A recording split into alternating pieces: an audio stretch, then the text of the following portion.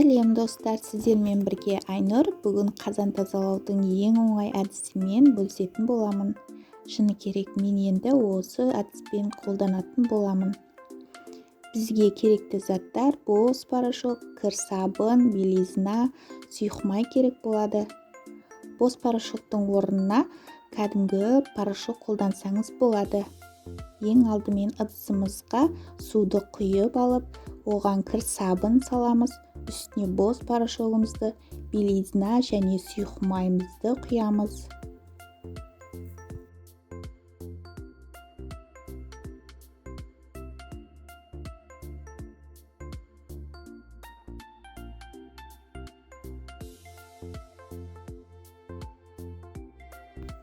Ішіне тазартатын ыдыстарымызды салып, ыстық отқа қойып қайнатамыз.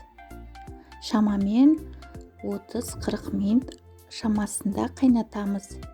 Негізі 1 сағат қайнатсаңыз, тіпті нәтижесі жақсы шығады. Бетін жауып қайнатуды ұмытпаңыз. Ыдысымыз 1 сағат аралығында қайнады. Осылайша ешқандай күшті талап етпейді. Жуып алсаңыз болады.